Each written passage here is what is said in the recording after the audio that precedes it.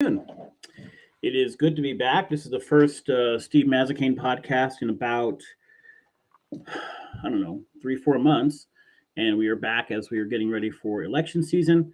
We will have interviews. We'll talk about that in a few seconds. And that's the plan. We're back. There's no big announcement. We're just back. We're starting back Monday through Thursday at 4 o'clock. This week will just be discussions, political issues, whatever discussions come up, questions that come up. And then starting next week, we will have our interviews with our political candidates. I don't have the exact schedule yet, but the goal for the week of the 10th, which is next Monday, is to have the challengers. So in our local elections, 102nd district, the 98th district, and our 12th Senate district, the Republicans will be the challengers in all of those. They're being held by Democrats, and the week after will be by Democrats. The reason I'm doing that is typically those that are challenging an incumbent are more likely to make claim or an accusation or talk about that person's record. And so we want to give the incumbents a chance to respond to those things if that comes up. And it also gives us, if we have it the 10th and the 17th, that final week and a half to have rebuttals if necessary. They're not debates. I've been asked this. Are you having debates? We're not looking for debates. We're not trying to create a debate. We'll have individual interviews with candidates. If the need be to have them on after, even together, exists, we'll do that later on as we get closer to the election. So the next 2 weeks, starting Monday, will be our interviews with the challenging candidates and the incumbent candidates, and we'll have it on as many as we possibly can and talk about those issues. So it's good to be back. It's good to start up again. Over the summer, it's hard to do this. It's hard to be free at 4 o'clock every day. It's also hard from an audience-wise. It's warm out. It's nice. We are back into the swing of things. School's back in, so we've started up the podcast again. And so from a matter of topics to talk about, if there are questions, if there are things you'd like to talk about, if you have a comment on something, please send it. We'll focus primarily on state issues, maybe national issues, on occasion local. And we could start, a little bit with a non-political topic. Branford has become, I think, in the last 7-8 years, kind of this shoreline capital of arts when it comes to theater. And that's a good thing. We had give a lot of credit here to Greg Noble, who graduated Branford High School, won a Tony Award for producing a play, and has made a name for himself from Broadway. That's amazing to see. It's a source of pride for Branford. We've had people leave the Branford arts system and become Broadway actors, Broadway performers, theater actors around the country. We've had Branford put an investment just in the last year or so of making Colin Sheehan a full-time person. Colin Sheehan, who works on the plays and theater on stage, and he's brought that in a full-time level with Jamie Cosgrove and Alex Paluzzi to Branford. So there's been a huge focus on the arts. We renamed our theater, our auditorium at the high school, based on the former director of all of the school plays, Kathleen Roding. So the arts has always been kind of a feature in a thing that has grown here. In fact, Greg Noble used to do this pre-pandemic. I don't know if he does this afterwards, but we used to have Broadway actors come down to the O and Ego, and you'd have a free donation, pay as you can kind of event. So if you had no money and no access to funds to see a Broadway show, you still got to go see those types of performances right on the water in Branford. So it was kind of a thing here, and it's something that I'm proud of as an arts lover, as a theater lover, and it's a proud thing for Branford. And so I've gotten a chance in the last year to see a lot of different plays, a lot of different productions in different manners. We saw an excellent rendition of Chicago at Branford High School, done by the Shoreline Collins Group. I forgot what that's called. I saw play the Spelling Bee, the Something County Spelling Bee. And I've seen a few things at Legacy Theater. I've seen some individual performers. I've seen some shows that I can't tell you I thought were great. I mean, there was Your Good Man, Charlie Brown, had nothing to do with the performers. It's just not a great show. It's just not a great play. It's not well written. And Peanuts characters, which they're based on, are one-note characters. There's no necessary character development or character arc in those. And so it's a tough play to look at and critique and say, yes, what a great performance, when not much to judge on. And I saw last week or 2 weeks ago a radio show of holy cow, I'm running of The Great Gatsby at the Legacy Theater. And so I want to talk a little bit about the Legacy Theater here because I've written 2 reviews and people have talked about it, asked about it, sent some emails in about it. The first one was not necessarily a positive review of your good man, Charlie Brown, but it wasn't really about the show itself. It was about the Legacy Theater. And the second one was more about the show, about the radio show, which has now finished its run last Saturday. You know, when we are dealing with tax money, money raised by income tax, money raised by sales tax, how that money is used matters. And we expect it to go to education. We expect it to go to the police. We expect it to go to fire, into our roads and our infrastructure and trains and what have you. Those are things that we know about. But states and the federal government also take some of that money as discretionary. They get to send it on things and spend it on things that they view as important when it comes to quality of life, the arts, managing landmarks, managing Yellowstone National Park, managing state parks, and towards the arts and theater. And so many of these organizations and so many of these groups have people who apply for grants and file and hopefully get, in their best interest, that money. And sometimes it's large amounts of money. It could be hundreds of thousands, $500,000, $1 million towards a project. And every elected official comes down and they do this ribbon cutting and how amazing this is. And so Legacy Theater, even early on, I had some significant questions about the ability, is that really the best use of money? Is taking an old building that was decrepit in every way, a former puppet house, and I get it was a historical building, but is fixing that building, basically rebuilding an older building, the best use of funds? And then are we using those monies to help promote the arts to people who may not always get access to the arts? So, let's be clear here. And Brantford's a great example of this. And Connecticut, with the greatest income disparity that you can have in a state, is a good example of this. Unfortunately, theater has become kind of the habit of those who have extra money that can go spend sometimes hundreds of dollars. I mean, we have seen the cost of Hamilton tickets, never mind just on Broadway, at the Bushnell, be ridiculous. And so my question on Legacy, the measure that I will look for is this, is they took a large amount of grant money.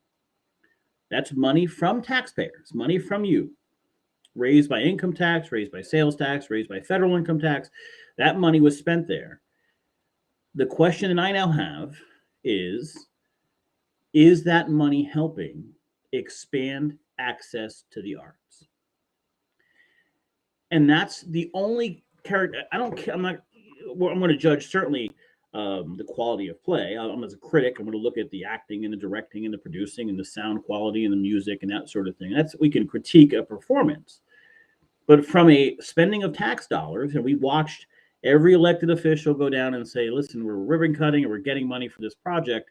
Was that a good way to spend money? And two, is it helping expand access to the arts to those who may not otherwise be able to enjoy it or participate in it? And so what I'm about to say is, it should be taken as constructive criticism. I love the theater. I love going to the theater. I like seeing shows, musicals, art, dramas, whatever it is, I like going. And so right now, the tickets to a show at Legacy Theater are $60. But to give you an example, this weekend, I went to see Rent. Now, Rent's a great show. I'm not actually a huge fan of Rent myself. The reason is, and I'll explain this, because I've seen Rent before, you know the dialogue, but because it's a rock opera, for lack of a better word, it's loud. The music's loud. You can't always make out the words. So I love the songs that are the piano, one instrument songs. When they get to the rock opera, it's hard to understand sometimes. And so I don't love that aspect of it. But I saw probably the best rendition I've ever seen at the Bridgeport Dinner Theater. I forgot the exact name of it. Bridgeport Cabaret, I think, or the Downtown Cabaret. This weekend. By the way, a great place to see a show. Bring your own food, tables, relaxed, great audience. Everybody's up close. Really spectacular place to see a show. It's running for a few more weeks. I suggest you go see it. $35 or $36 a ticket. You cannot beat that. But $36 a ticket for that show, and then you're a good man, Charlie Brown, or um, the radio show I just saw this. Why do I keep forgetting? And I read this in college, right? The Great Gatsby radio show. $60 to see a show there. And let's be honest, the stage is not conducive to a large musical, to a serious performance. It's a small theater. My strong suggestion to the legacy theater crowd, to whoever's running this and making these decisions, to the board, lower the prices and pack the house. Because the experience of going to a play, of going to a performance, is lost when you have a small theater to begin with and it's only half full. I have seen terrible plays, but when you walk into a theater, there's energy. There's something there. There's a fire in people. They're excited. They're looking forward. People dress up. It's an event. I saw Pretty Woman up at the Bushnell a few months ago, and it was a truly not a very good play. Just not a good performance.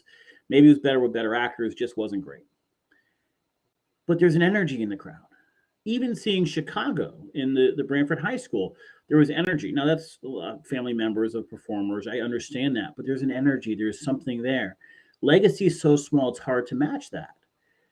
So instead of selling tickets for $60, and I want Legacy to be successful, I want it to be there forever. I want it to be the place that every kid in Branford says, that's where I performed first.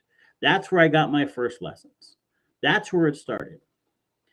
So why not fill in those empty seats, up the experience of that theater, and let more people have access to. And so what I would suggest, if you can't lower the ticket price, at least a day of, like Broadway does, do day of tickets where it's cheaper.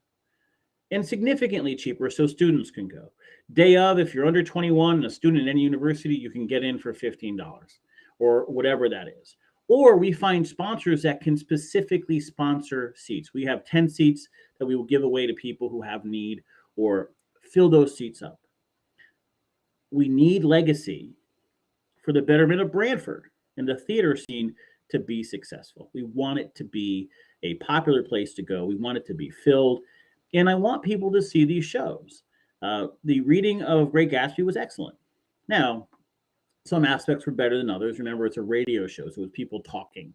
You have voice acting, but they did do some other acting. It was enjoyable, and it's enjoyable from the standpoint of, if you've read The Great Gatsby, which most people have, and if you've seen the movie, and most people have at least seen the Leonardo DiCaprio version, seeing it a third way is always a good thing, right? It's something to talk about. That's what art should do. You can talk about the renditions and how it's told and the interpretations. That's a great aspect of art. But at the current price point, we're hurting ourselves when it comes to getting return on tax dollars that were spent on that building. Now, there's a question on whether or not that was a good use of money. And they may not have to do anything. They don't have to do anything to open up the arts to more people. But at $60, there is a wall. Two people on average household income are probably not going to spend $120 to go to the Legacy Theater to see a show. Especially a show they may never have heard of. Like, you can't have Chicago at the Legacy Theater. You can't do Rent at the Legacy Theater. It's too small. So there are going to be more obscure shows that are written maybe just for Legacy. $60 a ticket is not feasible for most people. And so I don't want this to become just something that is available to the wealthier. It shouldn't be that way, especially when tax dollars. And I mean this in the nicest possible way. I want the Legacy Theater to be successful. I want it to be there for a long time. Selfishly, I want to go for a long time. But we have to solve that problem. And I addressed this first because a lot of questions came in on that. You know, sometimes people say, well, why are you being so mean about this? I'm not mean about this. It's not trying to hurt them. It's trying to give them a way to be feasible long-term. But it's also trying to be a steward of tax dollars. That if tax money was spent in the form of grants, which was widely celebrated, by elected officials, legacy officials, press releases, website stuff, all over the place. We got a grant. This is great. We're supporting the arts. Then we have to make sure we're supporting the arts for every economic bracket. We have to do things to make sure more people who cannot afford a $60 ticket get access to that theater, fill in the seats, and the experience of going to the theater will be so much better. That said, I think they have a Christmas Carol coming up. I don't know what tickets cost yet. Let's hope, of all plays, a Christmas Carol. Actually, we can look this up. Like we can, right now, Legacy Theater Brantford. Because, I mean, of all shows that you'd like to be a Christmas Carol, click here for info and tickets. It's on the front page. Buy tickets. So we have a ton of performances.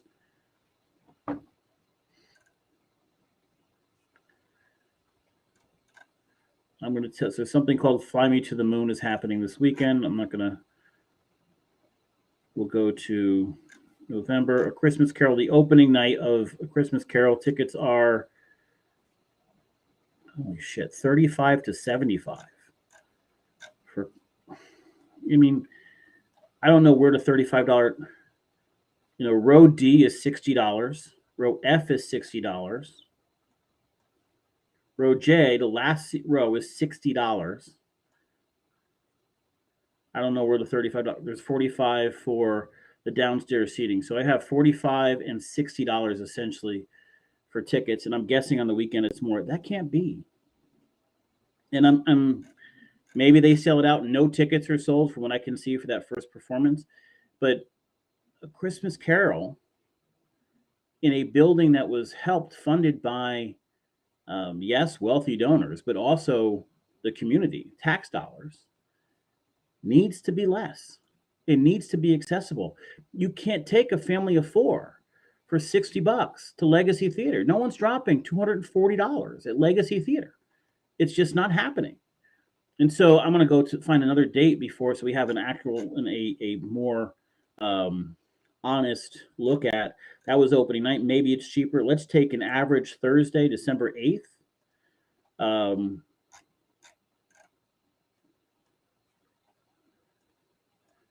You know, tickets $60, $60, $75 for wider seating.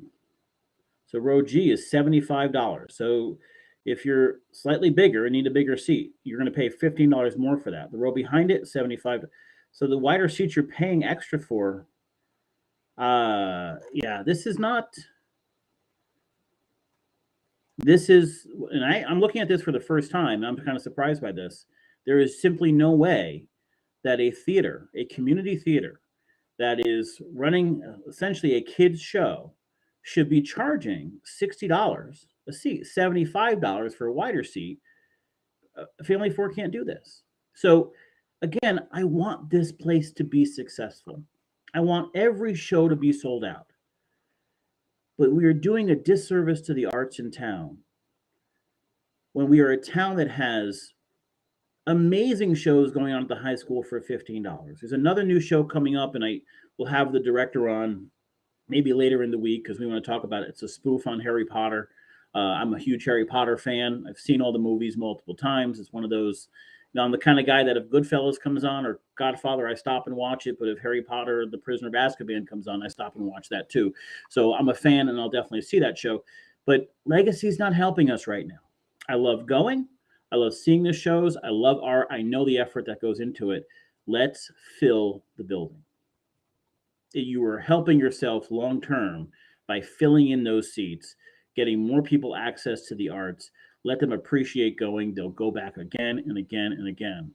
The Goodspeed is charged. Goodspeed is a very different event. I would going to the Goodspeed versus Legacy. Anybody who's done both of those, chime in and tell me which one feels more like a theater, has the energy of a theater. And I maybe Legacy is trying to be the Goodspeed. Maybe they're trying to price it, but it's not. The theater, the stage isn't the same size. The event's not quite the same. You're not going to be that. So that is something that needs to be worked on and looked at. Jack, I don't know who said. Oh, so first of all, Marie, speaking as a performer, You're a Good Man, Charlie Brown is a super fun show. Yeah, I agree that the actors were having fun. From a critic's standpoint, if we take in a critic of art view at A Good Man, Charlie Brown, it's just not a play with any character development, and that's how we judge it, right? Like take the main character from the beginning to the end. What did they go through? What emotions did they feel? It's just a series of comic book strips. So there's some funny things. The guy who played the dog was pretty funny. The person who played Lucy had a ton of energy. It's enjoyable to watch from that standpoint. But from a theater critiquing a play standpoint, it left a lot to be desired. And that's not just me. That's just the general feel of that show. And then who set the prices? I guess the Legacy Theater. And obviously they're setting prices to reach a point that and I don't know who's being paid, what salaries. I have no idea. I don't have that information. So I don't know if somebody's making $200,000 a year directing this stuff. No idea. But from a standpoint of a taxpayer and tax dollars that was used to help fund a theater, there should be some level of accountability on, and even if it's just personal accountability by the board, of we have an obligation to return the favor to the community. The taxpayers invested in us. We want to bring our art to more people, hopefully to people that may not have access to it otherwise. And right now, Legacy is, I think, great job. They're growing their theater. They're trying to make it work. But when you go to a show and half the seats are empty, you say to yourself, man, we could have got some kids here. If the tickets dropped to $10, if we gave tickets for free to high school students the day of, if we did something to pack the seats in, what happens? The theater experience is better. You have a full theater. Second, you have more people that get to experience going there and get to experience the arts. And that's why a government and taxpayers invest in something like that. And that should be part of the discussion that should be had by the Legacy Board. Are we doing a good enough job paying back the community for the tax dollars that came in, for the grant that came in, by introducing the arts to more people? And so, that may answer some questions, but that was my overall view when I went to see these shows. Yes, I love going to see the shows. And the truth is, I'm comp tickets. Usually they ask me to go. So they send free tickets. But the $60 ticket price is what's keeping people away. Now, Christmas Carol, $240 for 4 people. That's not opening up art to new economic brackets. That's not making art a thing for people who can't afford those types of numbers. And by the way, people who can't afford $240 for a family of 4 is a lot of people. Even people who do okay aren't going to drop $240 on a show with the Legacy Theater, especially when you can get tickets to shows, Broadway shows, at Bushnell, Schubert, whatever. Mark, I'm not defending their pricing, but as a treasurer for another Connecticut-based community theater, there are huge costs, right? Set materials, costumes, all of which have gone up exponentially over the past 2 years that go into a production, even at a community theater. This doesn't even address utility costs. Mark, I completely understand. I'm looking at it from the standpoint of, is it adding something to the community? So if those costs are going up significantly for a play, like granted, the rights to the Book of Mormon, we wouldn't be able to afford, right? The rights to Hamilton, you would never be able to afford. But if the rights to a show are high to the point that, and if the actors' costs and the production costs, and if the overhead costs are high to the point that we have to charge such a large number that the show is only half full, and we can't charge a number that gets people without that kind of money in there, then we have to rethink our business model. Just because we have a business model doesn't mean that business model works. And so I can tell you, as much as I love going to the Legacy Theater, it's not full, ever. Even on opening night, it's not full. And so, one, you can make the experience of theater better by filling in the seats. That's the first step. You can introduce more people to it by filling in the seats and offering cheaper tickets the day of, the day before, to students, whatever it is. We understand the costs are there, but at some point for any business, nonprofit or for-profit, if your costs are too high, you don't have a business. If you have to rely on grants and donations, well, donations are fine. If wealthy people want to write a check for $1 million and you just want 6 people in the audience to appreciate your art, that's fine. Can't change that. That's you doing what you want to do. If you're getting state or federal grant money, if you're getting tax dollars from the taxpayers, there should be some level of obligation to have a business model that works to let them access those shows, that lets people who can't afford $60 a ticket access those shows. And that's all we're saying. So if the cost of overhead is too high, that may be not something we can do. Maybe you can't run those shows. I doubt that some of the shows I see at Legacy have these high costs to them, but still, overhead is overhead. We understand that. But when you receive grant money, when you receive taxpayer money, there is at least the obligation socially to say, okay, I have to give back in some way, shape, or form. And I don't know the numbers to Legacy. I'd appreciate any input you have, Mark, in that comment. Certainly, I know you probably don't know Legacy's numbers, but I don't know the numbers. But as a long-term viable option, if we only have, 40% of the seats filled with wealthy people who can afford to see it, we're really not helping the community. And that's something that I think Legacy has to deal with and talk about. And maybe the donations that came in to build the building should also come in from those wealthy donors to grow the arts. Congratulations on a beautiful building, but it could have been any building. I mean, there's discussions now about taking the former Board of Ed building and making that a theater, which I'm all for. It doesn't need to be a multi-million-dollar renovation of an old, decrepit puppet theater. It didn't have to be there. You chose to spend millions of dollars on a physical building, as opposed to what I would have done is don't build that building like that. Get a simpler building, but spend it on production. Spend it on helping people of all economic brackets see theater, see shows. Long term, that is helpful to you. The more people who have access to the arts, the more people who appreciate the arts, the more people who want to be there long term, that will help you. Again, I want the Legacy to be successful. I'm having a hard time, having been there 4 or 5 times over the last 3-4 months, seeing how the numbers work and seeing that they took taxpayer dollars. Don't blame them for applying for it. We want more people to be able to go. And hopefully we can address that in the near future. Okay, that was supposed to be the first 15 minutes of discussion. It became the half-hour of discussion. So tomorrow we'll talk about the student loan program that Republicans on the federal level are now filing lawsuits against. Some have merit, some don't. We'll talk about that.